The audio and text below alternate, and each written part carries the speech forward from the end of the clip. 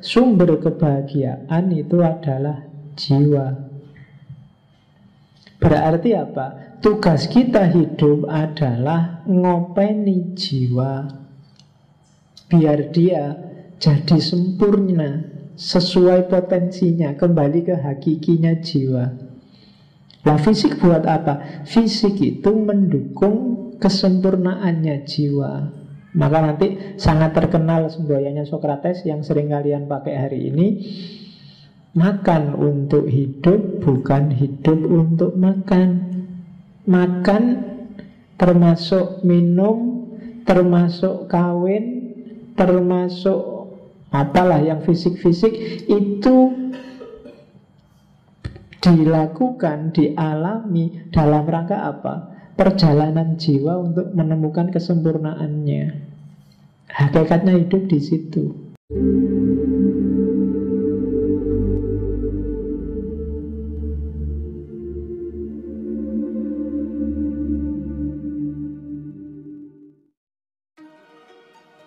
Keutamaan hidup itu yang dicari adalah keutamaan.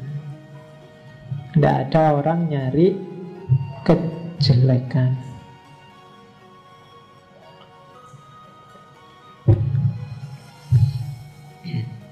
Jadi yang pertama,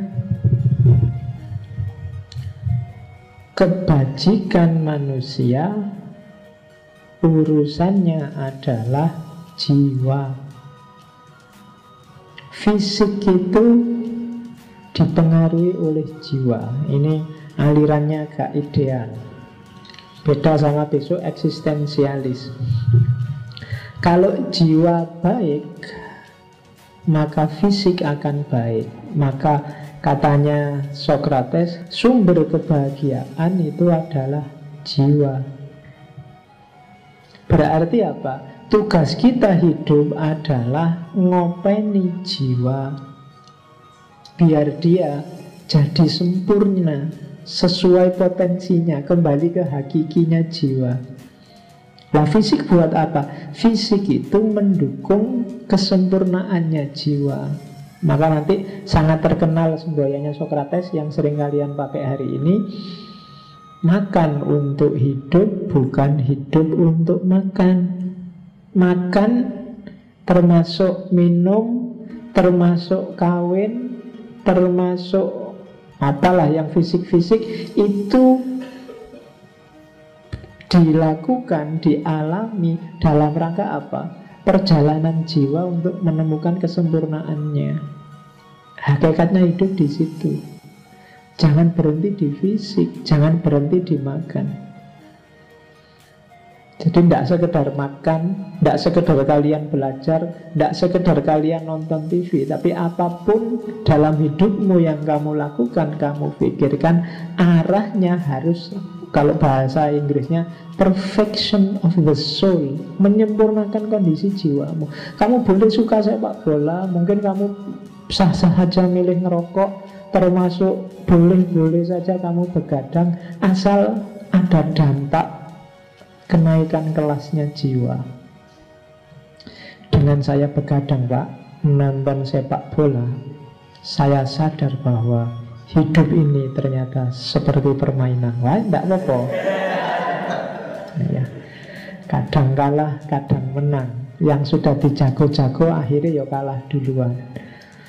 Yang tidak dijago malah menang. Siapa bisa membayangkan Leicester tiba-tiba juara? Loh, filsafatnya main. Saya sekarang semakin sadar. Jadi meskipun IP saya jelek, saya tidak minder, Pak. Wah, gitu loh.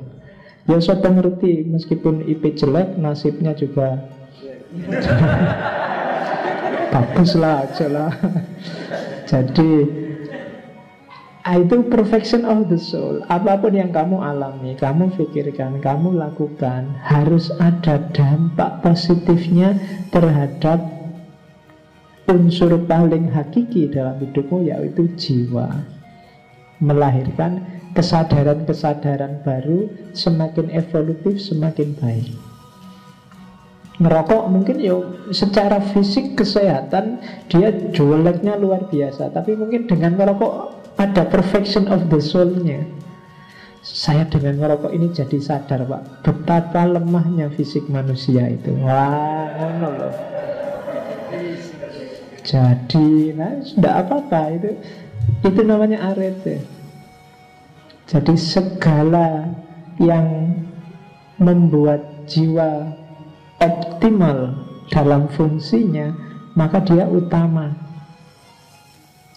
Nah, cuma katanya Sokrates ini ya, tadi kan contohnya segala hal. Cuma untuk tahu mana sih yang benar-benar meningkatkan kualitas hidupmu karena sempurnanya jiwa, atau mana yang sebenarnya tidak, mana yang hakiki, mana yang palsu, kamu butuh pengetahuan. Kalau kamu tidak punya pengetahuan, tidak akan ketemu. Kamu anggap dia bikin jiwamu sempurna, tapi ternyata mungkin tidak. Loh Pak, dengan ngerokok itu saya sadari itu loh Pak. Enggak, pengetahuanmu perlu ditambah lagi. Kita butuh pengetahuan. Karena kalau tanpa pengetahuan, ya tanpa data, ya mungkin pinginnya kamu menaikkan kelasnya jiwamu, mungkin malah mendegradasi. Jadi mungkin kamu pinginnya jadi orang utama, malah jadi hancur. Kenapa? Pengetahuannya kurang. Pak, saya pengen latihan menahan diri Pak, tidak makan, tidak minum 40 hari, 40 malam Pak. Pengetahuanmu kurang. Nggak mungkin kamu bisa mati. Karena kita makhluk hidup yang normal. Nah, mekanisme makhluk hidup, nah belajarlah.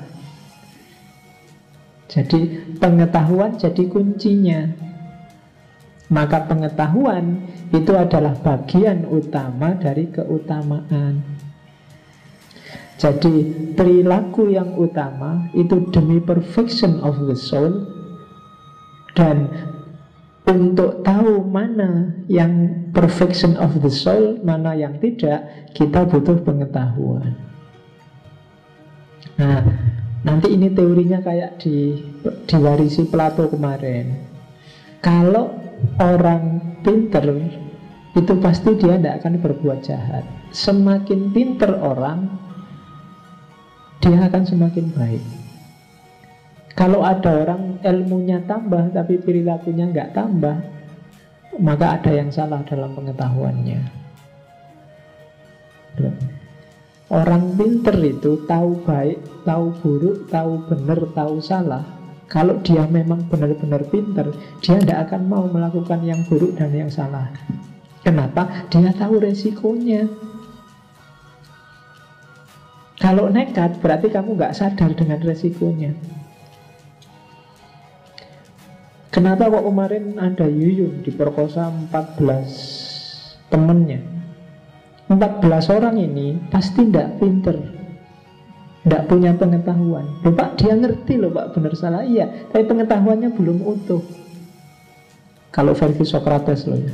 Kalau dia ngerti, pikirannya panjang sampai menjangkau resiko-resiko yang akan dia tanggung, dia tidak akan mau. Nah itu kan karena mabuk Pak. Ya makanya karena dia mabuk, ilmunya hilang. Jadi semakin, kalau kamu ngerti betapa rusaknya misalnya nyontek, kamu tidak akan mau nyontek dengan segala resikonya. Tapi selama ini kamu hanya tidak ngerti resikonya nyontek. Ngertimu pokoknya kalau nyontek asal tidak ketahuan, nilai bagus saja Pak. Tapi mungkin kamu nggak melihat dampaknya untuk jiwamu, dampaknya untuk mentalmu, pendidikan apa yang sedang kamu tanamkan untuk jiwamu. Itu semakin kamu sadar bagaimana, semakin lengkap ilmumu, semakin kamu akan jadi orang baik. Itu maunya Sokrates. Kok ada orang pejabat, sudah kiai juga, tapi kok masih korupsi, sebenarnya dia kurang pinter. Apalagi korupsinya ketahuan, saya ora pinter. Iya. Jadi harusnya kalau dia pinter, dia ngerti dampak yang harus dia tanggung dari korupsinya. Dengan enaknya dia korupsi, itu tidak imbang. Betul. Jadi arti keutamaan kamu sama pacarmu nginep di hotel berdua, enak sih. Tapi kan sebentar, kamu paling kuatnya berapa? Tapi dampaknya yang kamu tanggung, oh itu bisa panjang. Kalau kamu cerdas, kamu tidak akan mau. Apalagi kalau terjadi kecelakaan, oh wassalam, kamu tidak akan bisa tidur itu.